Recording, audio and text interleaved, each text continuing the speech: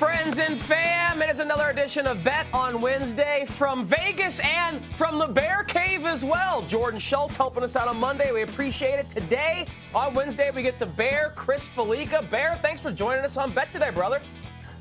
I'm looking forward to it. It's going to be fun. I've been with you a couple of times for a little while, but we're gonna sit there for the whole show with you. Have a lot of fun. Hopefully one day soon, rather than do this virtually, you'll be here in Vegas with us. But I know he's got the fingers crossed one of these days. But let's get the party started because we're going to have fun here over the next half hour. A jam-packed show to get to. A reminder, if you want further gambling content, you can find it on our YouTube channel. That's youtube.com/ESPN Sports Betting. Now on Wednesday, Bear, we let it ride or we cash out. That's how we'll start today. You know the premise, but a reminder, I'm going to read a statement. You either let it ride if you agree with that statement, or you cash out if you disagree with that statement. So first and foremost, let's start in Major League Baseball, Bear. Let it ride or cash out. D-backs and Orioles will finish 50 games out of first place in their respective divisions, the AL East and the NL West. Agree, let it ride, or disagree, cash out? I'm cashing out on that. You look at the American League East, the top four teams in there, they're all going to be within 90 to 94 wins probably, unless you're looking at the Orioles winning 18 games the rest of the way to win 40 games or so on the year. It's going to be really hard for them to hit that magic number of 50.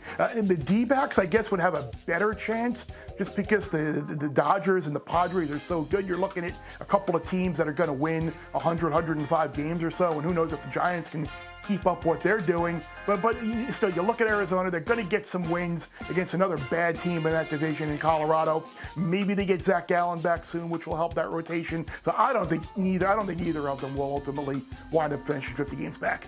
Bear, I agree with you. I, too, am going to cash out. As we sit here on June 16th, the D-backs are 21.5 back of the Giants in the NL West, and the Baltimore Orioles are 20 back of the Tampa Bay Rays in the AL East. So both teams not even halfway there yet. We're not quite halfway through the season, but we're approaching it. And I just don't think we're going to see either of these teams lose 40 games, which will kind of bring it into, or win 40 games, I should say, which will kind of bring it into focus, because otherwise, Tampa Bay or Boston, whoever you think's going to win the AL East, probably going to have to win 110 games. Same can be said in the NL West, where we may have three really good teams in the NL West. We thought we'd have two with San Diego and LA beating up on each other, but maybe the Giants really are this good, and there's three teams that can kind of beat up on each other throughout the summer. So I do agree with you. I will cash out there as well. All right, let's move to the links. The U.S. Open winner, Bear, let it ride or cash out, will not be in the final pairing on Sunday. What say you? I'm going to cash out on this, but I could certainly see why someone would not want to cash out on this. I think they're going to be such an advantage with the way this course is going to be set up for the leaders on Sunday, for that final group on Sunday. This is not going to be the type of design where someone's going to be able to go super low on Sunday, 65, 66, make up a lot of ground. The fact that those leaders get to see everybody in front of them, how they're doing, that's going to come into how they're going to strategize the last couple of holes. Par is going to be a great score for those leaders. I just don't know if a player is going to be able to string together a lot of birdies to overcome both players in that final group on Sunday, but I could certainly see how somebody might think the inverse. Well, I am that somebody, Bear. I am going to let it ride on this, and you make great points because Torrey is going to be a tough test for all these competitors, but this is obviously a very deep field, and I don't think whoever is in that final group on Sunday is going to have a John Rahm 6-stroke lead or a Chesson Hadley 4-stroke lead, even though he blew that. I do think we're going to have 7, 8, 9, 10 golfers that are well within striking range. And because Torrey is such a popular track, even though it's difficult, people play there a lot. I do think that someone in that maybe penultimate group or someone who is playing in the third or fourth group from the last can potentially go 3, 4, 5 under on Sunday and maybe make a move. So I'll let it ride. I think that's me selfishly just wanting some fireworks as well down the stretch. So great stuff. You saw that the U.S. Open at Olympic out there on the West Coast a few years back, where Webb Simpson was probably in the clubhouse for like an hour before the tournament ended. So it could happen. All right, well, that's what we want to see, just at least an entertaining U.S. Open. Speaking of which, taking place at Torrey Pines, like we mentioned, so in advance of tomorrow teeing off, there he is, the man, the myth, the legend, looking colorful as always, Michael Collins, America's caddy, joining us here on Bet. We have talked to you on Daily Wager, we've talked to you here on Bet, but now we are less than 24 hours from tee off at Torrey Pines South Courts. Let's dive in with the questions so our bettors can really hone in on how they want to address their card for the U.S. Open. Phil Mickelson, you may recall the caddy, 200-1 pre-tournament odds before the PGA Championship at Kiowa in South Carolina. Of course, he goes on to win. Someone out there cashing big-time tickets. Mickelson, now his odds for the U.S. Open pre-tournament, 50-1. Keep in mind, he's never won, six-time runner-up. Do you like that bet? The odds have shrunk tremendously, but do you like 50-1 for Mickelson, specifically where he's at? I'm not going to lie. I bet Phil Mickelson with my heart and not with my head this week. and I understand with my analyst gambling hat on, if I'm using my head, Phil Mickelson, no chance whatsoever. But we're talking about my heart, and when it comes to Phil Mickelson, listen, he was supposed to do the redesign on the North Course and kind of got forced out. So he has a bad taste in his mouth about this place. Isn't a big fan of Reese Jones, who is designer on that course on the South, where they're going to play the U.S. Open. But I'm going to tell you this. Because they haven't had any fans allowed in here last week or this week, he's been able to prepare in quiet meditation-like style, which is what he was doing for the PGA Championship. So don't be surprised, even at 50-1. Karma says the stars line up just a little bit. If Phil Mickelson is going to win that one U.S. Open to complete the career Grand Slam, for him to do it here at home in San Diego, oh. Boy, that would be some story. Not only what he did at Kiowa with the PGA, but then to go back-to-back and finally get that U.S. Open, it would be remarkable. All right, I mentioned 200-1 odds, long shot before the PGA. Is there any golfer sitting at odds that outrageous, that long for this particular U.S. Open? You see Zach Johnson, Molinari, Stinson, Kisner, Keimer, some big names sitting at 200-1 or longer. Any of these golfers worth a bet? Would any even finish top 10? Maybe Kisner would be the guy, but other than that, the form that those guys are in is really difficult to go, oh yeah, that guy looks like he's really trending in the right direction. But Kisner is one of those guys who I think his short game around this place might just be okay enough to throw a little something on to maybe get that top 10. But other than that,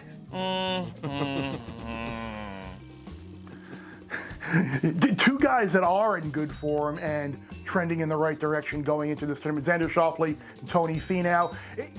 I just kind of have this feeling, and it's an observation that I have, that despite both of them kind of having similar careers and similar runs in majors, both have finished in the top 10 in half of their majors, both have had close calls. I almost get a sense like there's almost this little bit of like vindication towards Finau, like he's choked away a couple of majors where Xander's come so close and he's kind of given a little bit more of a free pass. Do you kind of agree with that? And which of the two do you prefer this week down there at Torrey?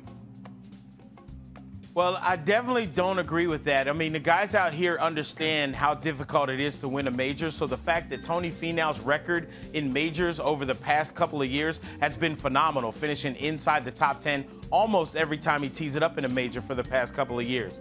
Xander Schauffele is a guy who I love, and I love him in majors, but I don't love him this week. Why? Because this is a home game. And unlike in every other sport, the hardest thing to do when you have a home game is win at home in golf. Why? Because now people come out of the woodworks. You got cousins that you've never seen at a 4th of July barbecue or Thanksgiving in 15 years. And now they're like, hey, remember me? Want to get some of them tickets? I would love to come out and watch. So the pressure of trying to win at home, I think, is harder being Xander Schauffele than Tony Finau, for this is not a home game for him. Also, as firm and fast as this golf course is going to play, Tony Finau's not necessarily going to have to hit a whole bunch of drivers, but because the rough is a little bit patchy in places, if he is aggressive, it might just pay off. So I like Tony Finau to finish higher than Xander this week. All right, Caddy, let's compare two other golfers on tour that don't really like each other that much. The drama is juicy between Brooks Koepka and Bryson DeChambeau. There was a little rumor that the USGA had contacted DeChambeau's reps about being paired with another person in a group with Brooks, and he declined. Regardless, both 18-1, kind of some considerable favorites for this event. Which one do you think finishes better this weekend? Man, that's so tough, man, because these guys both play a game that will do well around this golf course. It wouldn't surprise me if they finish tied, both of them inside the top 10, maybe even both of them for a top 5. Of course, the dream scenario is for the two of them to get paired together either on Sunday or Saturday or Sunday. If they were in the second to last group on Sunday with a chance to win, oh my gosh, talk about drama. But if I have to choose a guy who I think is going to do a little bit better, I'm going to lean towards Brooks, because even though Bryson says it's fun, it's hilarious, and he plays along with the people that are yelling Brooksy when he's out on the course, to be honest, it's pretty annoying for him. But I will say this, Brooks's fans are out here yelling at Bryson. Bryson's fans are sitting at home in the basement hacking into Brooks's financial accounts. So Bryson's probably going to have the last laugh. Well, I'm going to ask you the obvious question now. I have a feeling we have not heard the name, though, of who you ultimately are going to pick to win this weekend at Torrey Pines. Like I said, on ESPN.com, I picked Phil Mickelson to win, but I know that was picking with my heart, not with my head. And if there's one guy who I'm going to go put a whole bunch of money on to win this week, it's going to be Jon Rahm. Jon Rahm is in a great headspace right now, but that headspace also means he's going to be teeing it up on Thursday with a little chip on his shoulder. Why? Because he didn't get to finish the job at the Memorial. So as great as he feels and as much as he's put life into perspective when it comes to his COVID test and not being able to finish that 6-shot leadoff at Memorial, Jon Rahm winning this week in his first major championship is easy to put a couple of dollars on it. Easy to see when that happens, the floodgates open.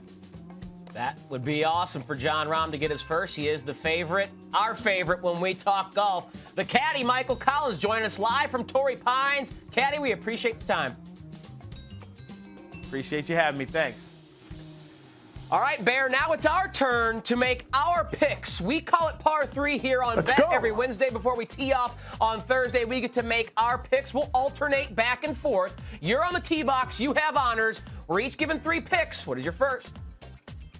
Now, I'm going to go with Tony Finau. I'm going to play him to win, and I'm going to play him to finish top 10, top 20. He's a guy who has been in more top 10s in majors over the last 3 years than anyone. He's a guy who's been in the final group of majors. Michael just talked about how Jon Rahm has been great at Torrey Pines, especially on that South course. Tony Finau has the second best scoring average on the South course in the last couple of years to Jon Rahm. Everyone kind of snickers, oh, he can't win, he can't finish. Maybe that's the case, but I think this is a course that fits him. I think he's going to play well, and at very worst, he's going to post another top 10 in a major. All right, I'm going to start my betting card with Brian Harman. I'm going to play him at plus 150 to finish inside the top 30. And, Bear, I know Harman is not the longest hitter, but he's very straight, and he's got a tremendously reliable short game. This is a guy, Harman, who has been inside the top 20 in 5 of the last 6 events he has played around the world. The only one he didn't finish inside the top 20 was a miscut at the PGA, but that was because unusually, he struggled around the greens. In the 2 rounds that he played, he gained 4.6 strokes striking the ball. So a very steady, very straight hitter. I just need him inside the top 30, and I get plus 150 on that for Brian Harman, who's been about as consistent as any golfer on tour this year. Yeah, sometimes that's like the way to go. You hear about bombers, long course, hit guys with the ball long. A lot of times, as long as you're putting the ball in the fairway, hitting greens and regulations, and giving yourself makeable putts where you're not going to put a big number up, that might be the way to go in this tournament. And a guy who maybe he isn't as short of a hitter as Brian Harman, and maybe he's not as good of a putter as Brian Harman, is Collin Morikawa, who won the PGA a year ago. I think Morikawa is a guy who leads the tour in greens and regulations. His driving accuracy is through the roof. His strokes gained tee to green is through the roof. He's just an unflappable guy, and someone who on these polo greens I think is going to make putts. He's not going to be in the rough, hitting the ball out of the rough a ton. He's not going to put up big numbers, and I think he's kind of being dismissed a little bit this week at what might be a nice number. So I'm going to play Morikawa to win in top 10 as well. Yeah, I like Morikawa for my fantasy teams as well on DraftKings. Another name I like, and I'm going to be putting on my betting card here, Louis Oosthuizen, top 10 finish, 3-1 odds. Oosthuizen, we know, Bear, is a big game hunter. Whenever there's a major, he shows up and usually shows out well. Finished second at the PGA Championship, finished third in last year's U.S. Open. And what I like about Oosthuizen is he's one of the better long iron hitters on the tour. His proximity when he's hitting from 200 to 225 yards, 7th on tour this season. And I think that's going to be important as you try and throttle down off the tee box, put the ball in the fairway. That's going to leave you with some longer second shots on these par fours. Of the 11 par fours, Bear, that we'll see at Torrey Pines South Course, 10 of them measure more than 430 yards. So we'll see a lot of long approaches on these par fours. And Oosthuizen with those longer clubs, those longer irons, is as accurate as we have on the tour. And he's also great on the green as well. Number 1 strokes gain putting on tour this year. So like him, top 10, 3-1. Finally, how you going to close out this par 3? I'm going to go Mr. Contrarian and be a little negative and a little pessimistic here, and I'm going to play the miscut prop on Jordan Spieth. Plus 225 or so, I think it is. Look, he's a guy who has won the U.S. Open at Chambers Bay, but since then, his runs in the U.S. Open and our national championship have not been good. We talked about the penalty for hitting the rough. He's someone who is not very accurate off the tee at all. The great form that we've seen him have this year, I don't think that this is a course that he particularly has played well in the past. I don't think the setup is going to treat his game well at all this week. The scrambling is going to be in full effect, but I think it's going to be very hard to make par if you miss the fairway, and certainly being in that rough for him. He's a magician. Maybe he can do it, but I'm going to go with Jordan Spieth to miss the cut this week. All right, finally, I'll keep it positive, Bear. And I just think there's too good a value on a player like Justin Thomas at 22-1 to win this outright. Is he in the best form? No. But his game and his talent indicate he should have better than 22-1 odds. I'll play him anytime he's over 15-1 at a major. And usually he's better in the Southeast in Florida courses, but this is a Torrey Pines course that he's very familiar with. He plays a lot. He's got 2 top 10 finishes at a United States Open, a top 10 finish at Torrey Pines, and just talent-wise, with that length off the tee and those irons that are sometimes laser focused as far as his proximity to the hole on approach, I think Thomas is just providing too good a value at 22-1. I'm going to sprinkle a little on him as an outright winner for a U.S. Open, something he does not have yet on his trophy mantle at home. All right, that's par 3 picks for our United States Championship, as Bear said. Love your picks. I'll consider some of those for the betting card, but now let's move to the pitch Euro 2020 action, Bear. I know you have been locked in on this all week long for the past few weeks. All the games on ESPN platforms as well. A couple of games to pick here. Let's start with this one. Denmark and Belgium. Belgium, I know, is a team that you and Dallin Cuff have talked about, and you like a lot. They're favored plus 104 on the three-way market. Denmark plus 310. How are you going to bet this match? I think Belgium at plus 104 on the three-way is the way to go here. Belgium is going to be getting Kevin De Bruyne back in the lineup, which will just add to their attacking prowess and the number of goal scorers and playmakers that they have. We saw Romelu Lukaku put 2 in the net again in the opener against Russia. Belgium's defense is they have some holes, but at the same time, Russia didn't make them pay. They seem to counter very well in that first match. And I think Denmark right now, first and foremost, it's great news about Christian Eriksen, that he seems to be getting better and he's on the mend. That's fantastic. But this is a team that is going to have trouble, I think, scoring goals. This feels very 1-0, 2-0 Belgium type. So I think the plus 104 on Belgium is probably the way to go here. Yeah, who am I to disagree with you here, Bear, after hearing what you and Dallin have had to say about Belgium? Taylor Twellman has sprinkled in some analysis and thoughts as well that I've heard. I just think Belgium at a plus 104 price for a team I think is, by most accounts, the superior club all the way around, all 11 positions on the field. I will agree with you. I'll go plus 104 on the three-way market with Belgium and their matchup with Denmark. Second game from the Euro 2020, we're going to try and handicap here. Netherlands and Austria. Netherlands on the three-way market, a minus 175 favorite. Big dog is Austria at plus 525. How would you like to approach this match, Bear? I'm going to play the Netherlands over 1.5 goals for the team total. The Dutch are a team that has scored at least 2 goals in 8 straight international competitions, and you can question Frank de Boer, his tactics, his lineup, his managerial substitutions, whatever you want. but the Dutch have players who can score. The fact that they put 3 goals in the opener against Ukraine, and Memphis didn't even factor into any of them, that's a really good sign for the Dutch moving forward in terms of having a number of different options that can score. And in this match in particular, I don't think their back is going to be exposed like it was against Ukraine, who had a couple of unbelievable strikes to get back into that match. Austria is a team that they had an own goal against North Macedonia. They had one unbelievable goal late in the match, and they really didn't have a ton of scoring chances. I don't know, they'll probably have a little bit more here because these Dutch matches tend to be a little bit more wide open, but I would expect the Dutch to win this game, but I feel very confident they will score at least 2 goals. Yeah, Bear, I was looking at this game thinking a clean sheet for the Dutch. I didn't think Austria had the firepower to make them, as you say, pay for maybe some small weaknesses on the back line. But then I heard that you like the Dutch to go over 1.5 goals, so I just combined it to try and get a nice little hit here. I'm going to try and correctly predict the exact score. 2-0 for the Dutch, plus 625 is what I get on the return. So hopefully we get the clean sheet. Got to keep Austria out of the bag, but we'll stop at 2. You get the cashier over there, 1.5, and we'll stop at 2 for the Dutch. Hopefully it's a 2-0 final. If I correctly predict that score here, let me cash a plus 625 ticket, and everyone's happy. All right, Bear, off the pitch. Onto the ice, yet again, another sport that you love, especially the NHL postseason. And we have a tremendous matchup happening in the Stanley Cup semis, Canadiens and Vegas Golden Knights. We know what happened in Game 1. The Knights, again, heavy favorites, minus 260. Big dogs for Les Habitants at plus 230. We're just going to have you give your expertise and pick here how you lay in this one tonight, 9 Eastern.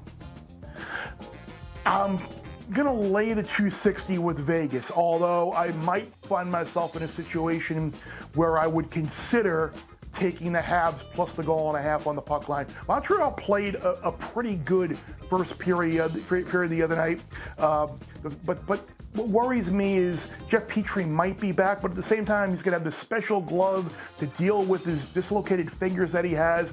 Montreal's defense was not very good. Look, the other night, Vegas had 3 goals come from their defense. When their forwards, when Pacioretty and Stone and Marchessault, some of the other scorers that they have aren't scoring, and they're getting goals from their defense, and they're winning, you know ultimately those forwards and their goal scorers are going to come through in the clutch and put a couple past Carey Price. Montreal has been a great story, but still, you hate to say the but there's a but. They beat Toronto without John Tavares. They beat Winnipeg without Mark Scheifele. This is a massive step up in competition from what Montreal has played all year. I don't think this is going to be a very long series at all. I think that Vegas will go back to Montreal with a 2-love series lead, but at the same time, I don't think it's going to be as easy as Game 1 was. Sure, a little juicy at minus 260, but that crowd has obviously been a big part of the Vegas Knights' success and something that Montreal hadn't seen until Game 1.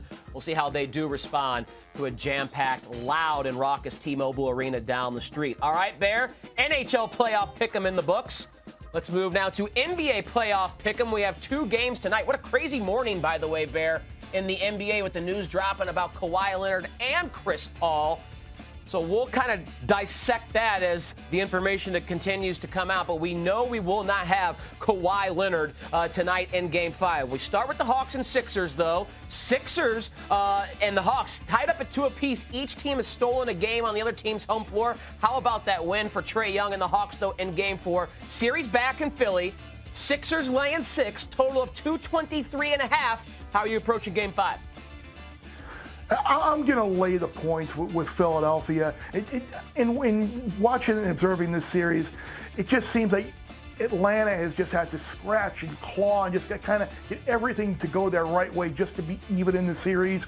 And Philly's just a better team. I think they can defend Trae Young. I know Embiid is not 100% healthy, but is he going to go, what was he, 0 of 12 the other night in the second half? Is he going to miss a little bunny at the rim, which would have put them up 3-1 and a chance to clinch tonight? Like, that's not going to happen very often. I think Philly's the better team. I think it is 2-2, and certainly Trae Young can go off at any time, but it just feels tonight like Philly's going to come out and win emphatically like they did in Game 2 down in Atlanta.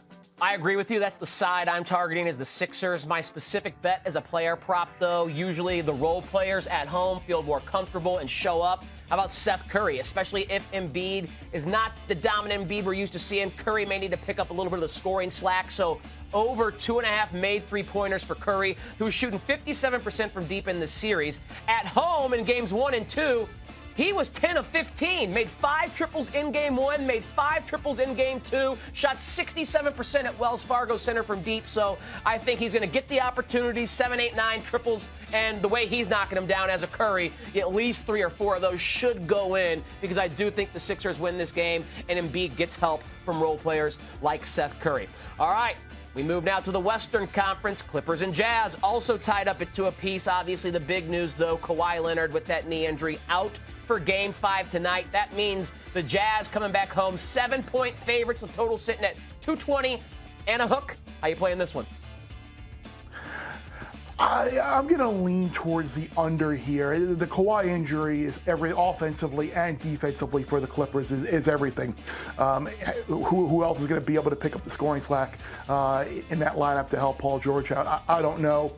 We've seen the Jazz at home at times just shoot the lights out. They've had struggled shooting their threes lately, but I do think that this will be a more slower paced game, a more defensive minded game where the Clippers aren't going to want to go up and down the court and give the Jazz open looks. They're going to have fewer possessions as possible to try and shorten this game to kind of keep themselves in it without Kawhi in the lineup. So I'm going to go under that 220.5.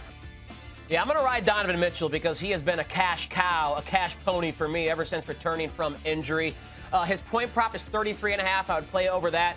But I'm also going to play, more specifically, over 4.5 made threes because of the price, plus 120.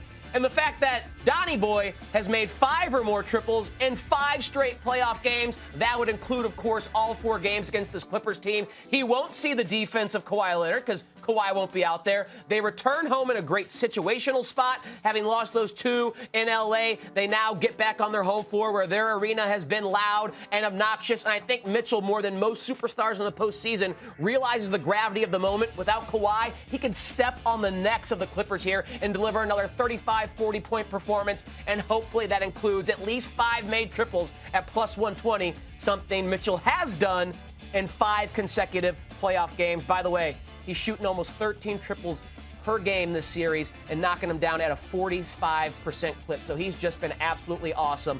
Let's see if that cash cow continues to roll. That is Donovan Mitchell in Game 5. NHL playoff pick'em done. NBA playoff pick'em done. We've talked U.S. Open with the caddy. We've played Let It Ride or Cash Out, but we're not done, Bear.